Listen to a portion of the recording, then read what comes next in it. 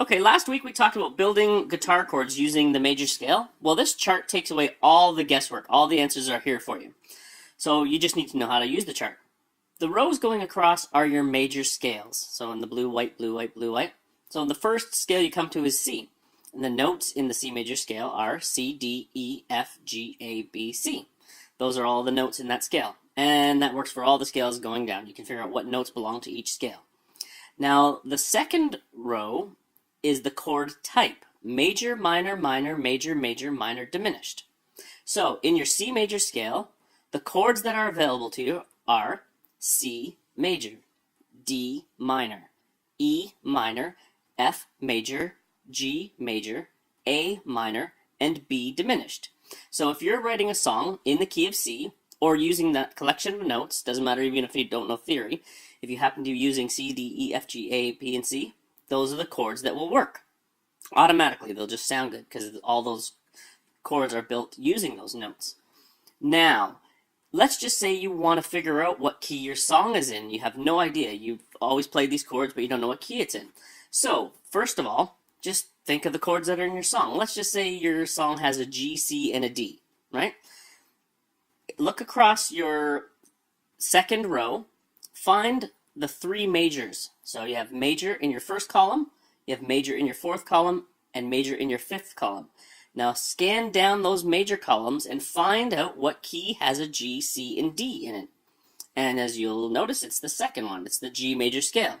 So now you know your song's in the key of G, and you also have these other chords that you can actually insert into your song. So an A minor, a B minor, an E minor, and an F sharp diminished. Now it's very likely that you're writing a song in maybe two different keys. So let's just say you have a G major, a C major, a D major, and let's say you have an E major. So that doesn't work for the key of G. That just means you've jumped into another key in your song. Now, when I was studying jazz in college, one of the things we had to do was analyze songs and figure out how many keys the songs were in. So it's very common that your song is in 1, 2, 3, 4, or 5 different keys altogether. But that will help you find out what key your song is in. That also gives you some extra notes that you can use for soloing. So let's just say you're playing a song in the key of G using G, C, and D. Maybe you didn't know that F sharp was a note that was available to you. So that could be a solo note or a harmony note or a saxophone note. Doesn't matter what it is you use it for. Now, another thing you could do is if you're playing a song that has an A minor in it, right? Or you're writing a song that you want to do it in A minor because when you sing, it just sounds good. You don't have to write in the key of A minor. You basically just find a key that has an A minor chord in it. So if we look down all our minor columns, which are on 2, 3, and 6. So let's go to the second column, scan down, and look for an A. There it is in the second row, G major. Let's go to the next minor in the third column. Let's scan down, find an A. There it is down where F is, the F major scale. Let's scan across to the next minor, the sixth column, and there's A in the very first scale, the C major. So if you're playing an A minor chord, you could actually be in G major, you could be in F major, or you could be in the key of C major.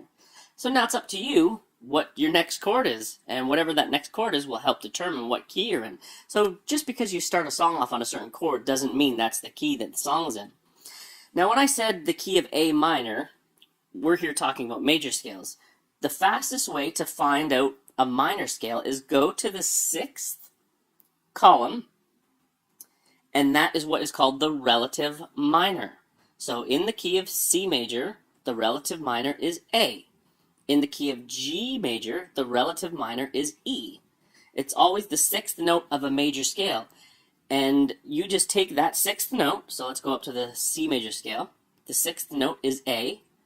If you play the notes A, B, C, D, E, F, G, A, you now have an A minor scale. If you want to do this in an E minor, look at the sixth column, find an E, use the notes E, F sharp, G, A, B, C, D. Now you have an E minor scale. It's that easy to find your relative minor. So there's